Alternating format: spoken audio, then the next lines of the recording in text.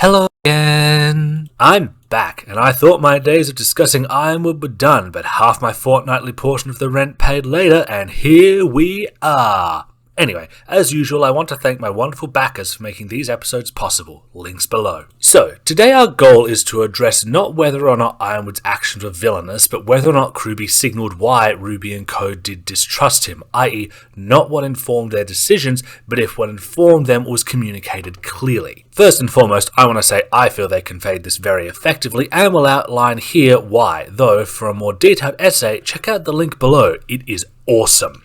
Now, leading into V7 from V6, the main cast's faith in authority figures has been shaken. Raven tried to stir up distrust, Lionheart betrayed them, Ozpin and Crow's passive attitude led them to a trap, and then it came out that Ozpin was lying about the very nature of Salem and about having a plan to end her permanently, as he alluded to in Volume 5, because he had no faith in their ability to deal with that realization, and retreated into Oscar's mind rather than acknowledge or deal with any of this.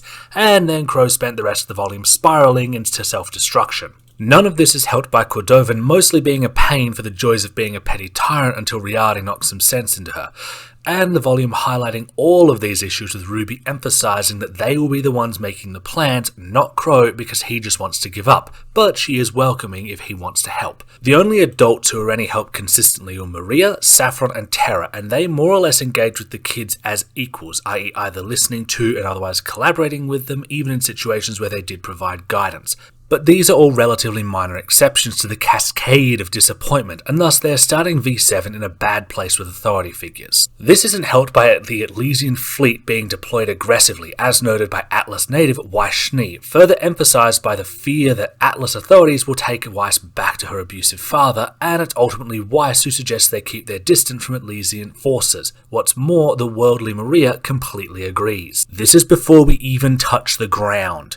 As we're landing, Mantle and the cast are bombarded with propaganda put out by Ironwood, where concern is noted immediately, signalling that he looks tired. Aside, but remember in V2 when Blake was also tired and it was a major plot point that this was making her less capable and less rational? Yeah. We also hear from background civilians lines like, "Ugh, not these again, why can't they just leave us be?" along with kids throwing rocks at surveillance drones, showing how the Elysian military forces are seen as occupiers, not kin, and not a protective presence. Again, native Elysian Weiss says this isn't right, none of this is right. Yang and experienced spy Crow both concur on ditching the ship and want to disappear into Mantle to buy time, again showing worry. Weiss still has faith in her sister, but Winter joins the propaganda video and says, failure to cooperate with Atlas military personnel is a punishable offence if your sector is under lockdown, and then it fades out. This further details the degree of military occupation in effect and the state's use of its monopoly on violence to enforce its will. Weiss still has some faith in her sister, but Crow no longer even has faith in Ironwood and doesn't want to be near him until they know more. Keep in mind, this is the guy who in V3 saved Ironwood's life, smiled and expressed faith that he wasn't a traitor, despite having plenty of reason to think so. But he's shaken by this, and is the one to discourage any attempts at communicating with Atlas, not Ruby and Co. Jean and Weiss also say, is this many soldiers normal? No, at least I don't think so. Yang's space also gets invaded by a drone that snaps her picture, because that's cool and normal, right? The propaganda video is also playing in the background still. This must be exhausting for anyone who lives there. Nora and Blake also note how Atlas looms above Mantle and that Mantle seems awful, overlaid with images of dishevelled, dispirited miners, and before that, newsreels showing the stalled supply lines to Mantle to fix the wall. We arrive in Pietro's workshop, which he operates voluntarily as opposed to it being any kind of government initiative to help people, and he details how Ironwood was changed by the fall of Beacon and has the council so scared they will agree with him, which, as we see, is not going great. Next, Grimm have broken in and Oscar notes the defences aren't doing much. Nora is not surprised, and after the fight is over and Penny leaves to deal with another alarm, the heroes get ambushed and arrested by the Aesops. Aesops, who Pietro is surprised to even see in Mantle, and who prioritised ambushing a licensed huntsman and some teenagers saving people over fighting Grimm. The claim this was about the airship is bogus, given that if they had evidence they'd have arrested Maria too, and the unauthorised use of weapons is pretty sus as it disarms Mantle's population who are already exposed and in danger. Plus again, Crow at least has a license. This is a major massive red flag, and while Ironwood does present himself rather openly in a friendly manner, none of that actually undoes anything he's been doing up to this point. Because Ironwood being nice to these people he knows and likes doesn't magically invalidate everything he's doing to Mantle or would have done to them if they weren't part of his in-group.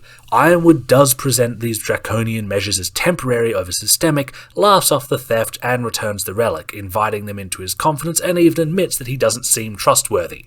Winter's scene with the cuffs is comical and her main concern is the kid's safety, followed by the Aesops playing off the arrest as a miscommunication rather than moral opposition.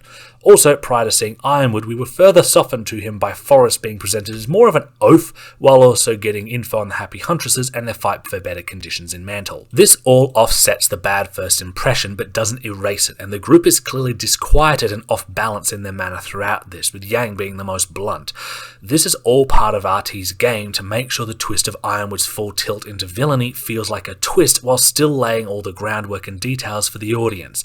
The ensuing episodes further dig into this, with the Aesops becoming like mentors and friendly with the cast, with Ironwood also being contrasted against Jacques. When Ironwood is called out by Jean, he seemingly acknowledges his faults, but I would note he doesn't actually, do anything to fix it. He then gives them their licenses in a goofy speech, and Clover encourages them to take missions to help Mantle, but this is all individualized. It's not ever addressing the systemic issues which are impacting thousands of lives.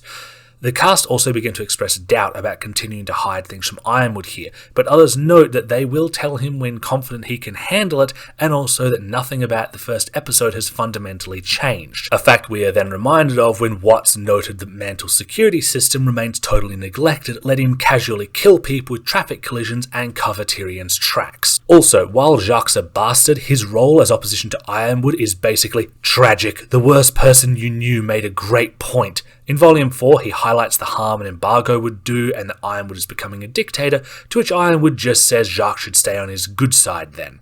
In Volume 7, he's furious Ironwood has effectively stolen private property through military bylaw, meaning he doesn't even need a vote or even to tell the owner. Our attention is deflected via his interactions with Weiss, but it's all there. Emphasized further by Marrow summarizing the escort mission of the kids as not actually any danger, but parents fret, and that attracts Grimm. But we've seen Grimm in the city. There's apparently a giant saber in the sewers. That sounds like really good reasons to be worried. Anyway, we get reminded of more reasons to distrust Ironwood when we first meet Robin, i.e. Robin Hood, protector of the downtrodden by theft and violence against oppressive governments, doing exactly what you'd expect such a character to do. If anything, she's nicer. She gives Clover plenty of chances to explain why supplies marked for Mantle that Mantle needs for people to not die are in the middle of the tundra. He repeatedly blocks her, lying, refusing her offer of trust, not letting anyone else speak, and ultimately falling back on military authority in place of having any kind of leg to stand on. Then, Robin decides to take what Mantle needs because doing what's right is more important than what's legal to her, and as she said, Mantle needs those supplies now. The fact that she opened with only a question and seems disappointed Clover wasn't straight with her could also suggest that if he had given her a good answer, she might have backed off, as even after this she still wants to know why Amity matters so much. This is a lot of reminders that Ironwood is not as honest as he seems, and again we see Ruby obviously disturbed by all this. We later see that Ironwood dislikes the prospect of working with Robin, and several characters note that as a concern. This is also contrasted against Robin emphasizing the need to work together with the Aesops despite their differences. After the election massacre, Ironwood installs a temporary prohibition on assembly, there will be no public gatherings of any kind, and that people must conduct their business and return home before curfew, claiming it's for their safety. This is despite him taking supplies from Mantle's defences, not updating their security, which Pietro reminds us of again, and giving them a skeleton crew that barely helps when they're under attack. But their safety is really important to him.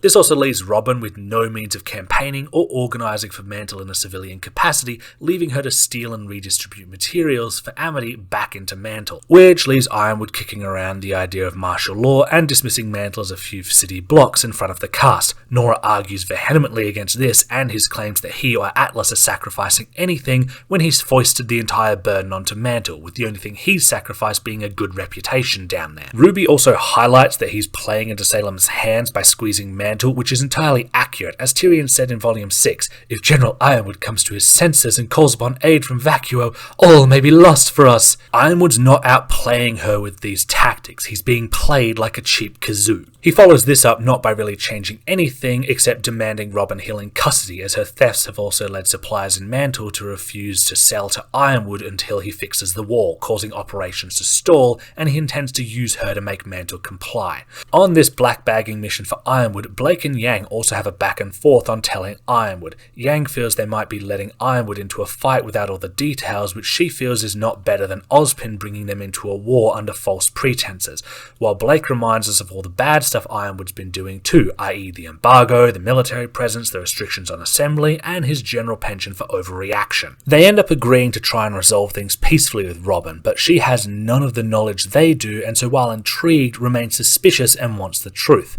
Also, fun aside, but at the dinner party, no one but Ironwood and his minions are upset by Robin's presence, because despite her martial skill and actions, none of the civilians in the room see her as a threat compared to Ironwood's grasp for more power, and don't even seem aware he wanted her captured, i.e. not arrested or tried in court the way you do with criminals over black-bagged political opposition. Then the heating grid gets turned off and panic is breaking out. Ironwood doesn't want to use his fleet because then Atlas is vulnerable, even though Mantle is currently freezing and swarmed with Grimm, and he talks about this in front of everyone, showing still where his priorities lie. Yes, he's upset and stressed out, but his main focus is still on Atlas before everyone and everything else. Despite all this, Ruby and Co still put their faith in Ironwood and eventually convince him to evacuate Mantle, and this is also what leads to him being let in on everything, which he seems shaken by despite Oscar's reassurance and his temporary resolve to focus on what's in front of them, because he bails on that plan the moment Cinder scares him with a chess piece, causing him to play into her hands